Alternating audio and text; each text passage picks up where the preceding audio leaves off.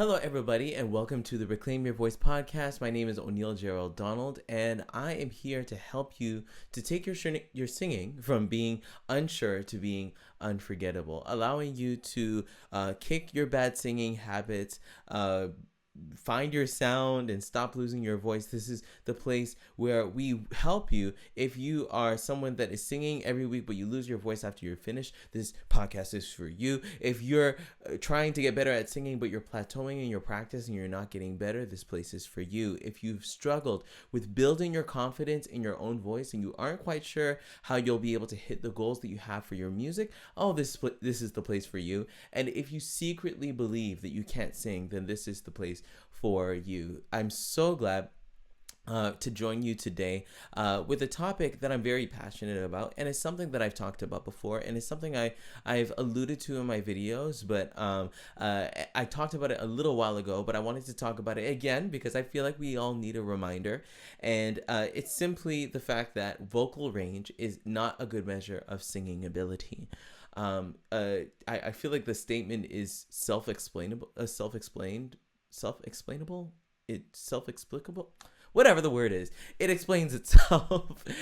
Vocal range is not a good measure of singing ability. I find that in a world where music is commodified, it is a product, I find that a lot of people are looking for ways to praise their favorites and also undermine the contributions of people who are not their favorites.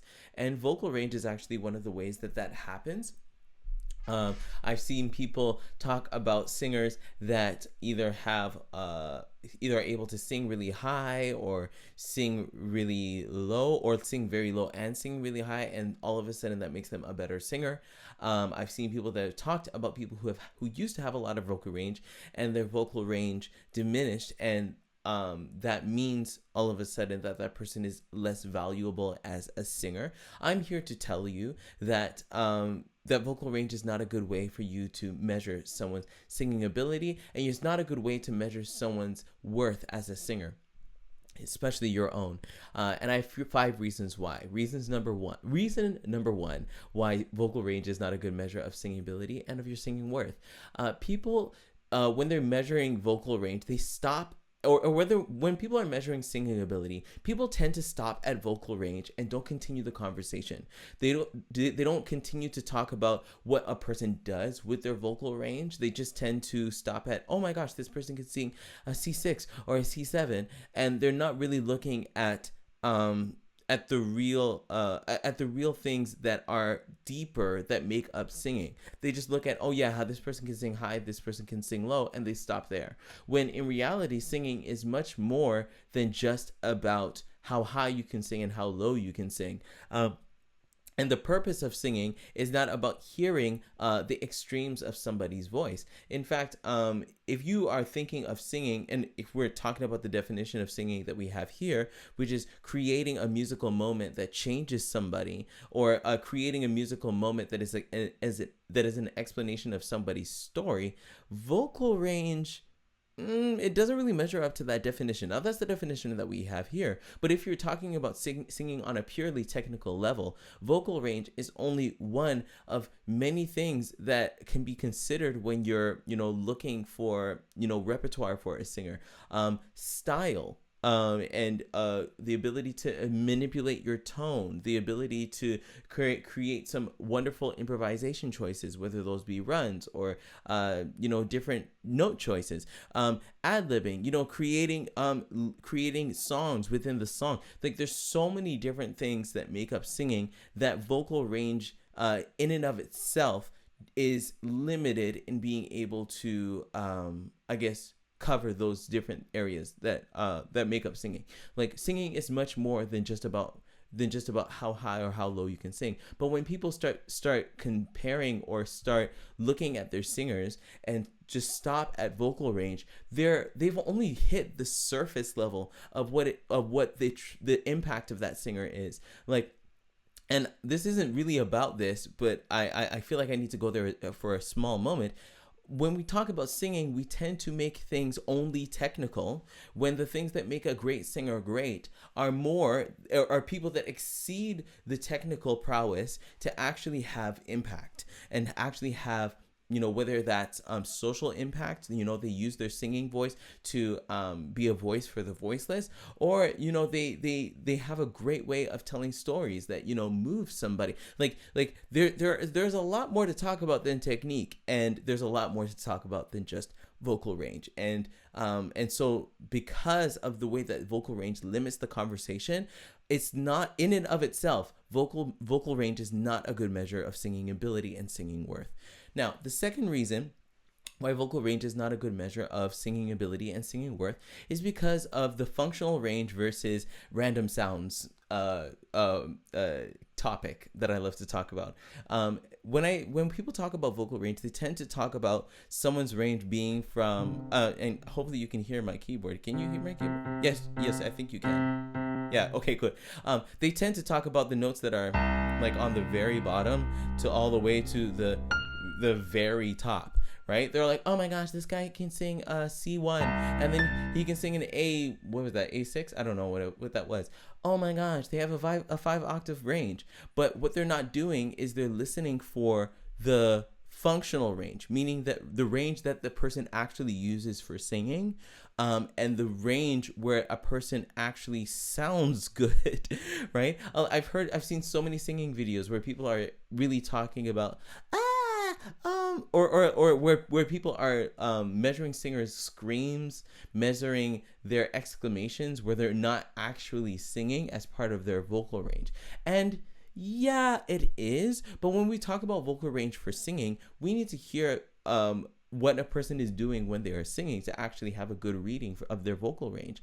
But often what I've heard when we talk about vocal range is just reducing the conversation to just random notes that a person makes using their voice, which is the technical definition of vocal range. But do you see what I'm saying? That definition, it exceeds just singing, right? Vocal range is about all types of vocal use, right? And because that exceeds singing and it reaches into speaking and all that type of stuff, we can't use vocal range in and of itself to measure singing, because vocal range is simply about vocal build. Like I talked to you a little bit about that on, I think it was the third episode where we talked about vocal use versus vocal build. Vocal build is basically what, the immutable parts of your body that make up your voice, like, your vocal folds, etc., and so forth. Like when we talk about vocal build and we don't reach into the arena of vocal use, we're not really doing ourselves a service to be able to really understand what's going on in a singer, right? And when we talk about a person's vocal range and we don't talk about how that person is, about whether or not that person is using their range well, whether or not they sound functional in all parts of their range, we're not measuring that singer's technique fairly, and we're not measuring that singer's voice objectively, truly, right? And this is only on the technical side of the conversation. Again, singing is much more than just technique. Anyway, that's the second piece, functional range versus random sounds. The third reason why vocal range is not a good measure of singing ability is because knowing your vocal range, without knowing where your voice shines the most, as in your tessitura, as in the place where your voice opens up, it's like buying an iPhone and only using the iPhone to make calls. I have an iPhone.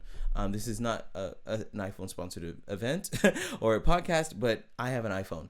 And there are so many different things that I use my phone for than just making phone calls. In fact, if I'm really outing myself, I don't like people calling me. I kind of have my phone on silent. And so a lot of people don't necessarily get me, but if you send me a text, maybe you'll get me, So that's the thing. The phone use, or calling somebody, is only one use of major uses where you can use the iPhone to use the internet. You can watch YouTube. You can watch Netflix if that's your judge. You can you can tweet. There's so many different things that you can do on an iPhone that is so much more than just calling.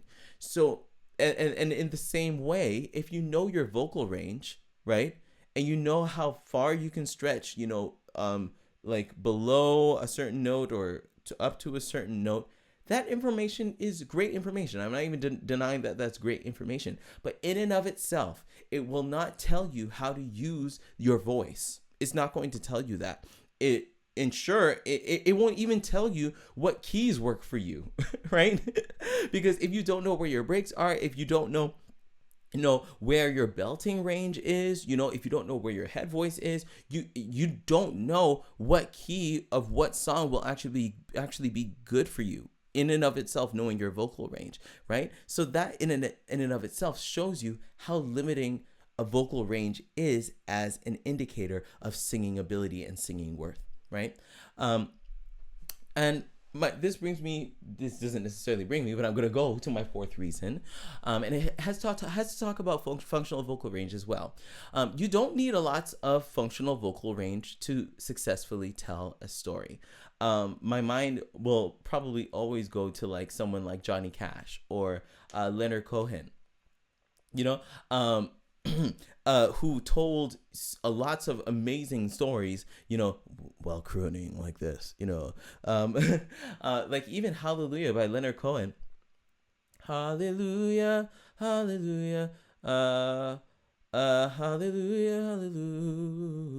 hallelujah. Like the actual melody, if we're not taking out, like I would need to go and listen to the actual recording, but the verse and the chorus, that melody only stretches over one octave, right? But the moving lyrics that you'll get from a Canadian like Leonard Cohen is like it's super moving, and he doesn't need a lot of vocal range in order to do that. But just speaking from vocal range as your standpoint, as your objective standpoint, you're only gonna get you would look at somebody like Leonard Cohen and be like, you know what, that person, their singing is like okay, or they tell great stories, but they're not really a singer, right? How can you say something like that, right? When someone is successfully telling a story and they're successfully moving somebody, they're doing much more work than somebody who is technically amazing but has never touched somebody. Oh gosh, am I stepping on some sacred cows here? Possibly. So here's the thing: there are so many people that are technically, in terms of technique, they are absolutely amazing, right? But either they've never reached beyond their bedroom, right? Because they're working on their voice so much, or they fail to strike the heart of their audience because they're hiding on the microphone behind their technique, right? So they have no human tendencies that leak into their performance that allows someone to feel them, right? It's plastic, it's robotic, right? That's not the measure of that's not the measure of a good singer, right? But that person might have a great vocal range. You get what I'm saying? And this vocal range conversation can be stretched to so many different things that have to do with music. It's not just about vocal range. If you take one aspect of music or of singing and isolate it by itself without connecting it to all of the other pieces that matter, you're limiting the conversation and you're limiting your ability to actually make impact with your voice. Right? There's so many things that go into it, and that's why you would need a coach in order to be able to guide you to get there, right? Now, that brings me to my fifth and last point of why vocal range is not a good measure of singing ability and singing worth. When we talk about vocal range, we often mean high belts and head voice notes and when we talk about vocal range, we often mean high belts. And I'm going to even start there, because we talk about like whistle notes and stuff like that. But like when I hear people talk about range, when they say that person has range, they usually just heard somebody do a high belt, right? And they say, whoa, look at that person's range, right? And here's the thing. Because of the radio and the way that our ears have been conditioned, the high belts that we want to hear are like E flat 5 and up, right? And when we hear somebody that sings up there, we're like, oh my gosh, that person has an amazing range, right? And that in itself is discriminatory towards people who have lower voices, and their voices peak at, say, a B flat or an A flat, right? Now, if you're a woman and you're peaking at like a B flat or like a C, right? Apparently your voice isn't as valuable. It's a lie. If you're a man and you're peaking at, say, oh my gosh, just a G5, a G4, oh my goodness, right? The value conversation all of a sudden becomes about, who can sing the highest, rather than an actual objective conversation about vocal range, right? And what it does is it leaves out people who have darker, lower voices, and only lets the people that are the sopranos and the tenors to shine, right?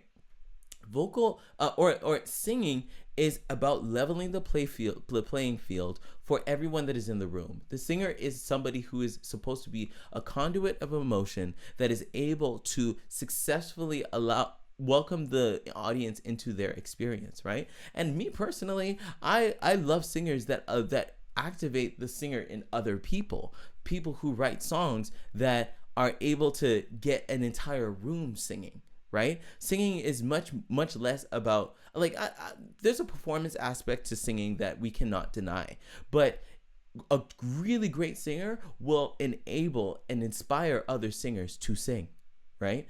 And they don't necessarily need to do it through teaching, but they just simply do it by singing and, saying something that actually matters.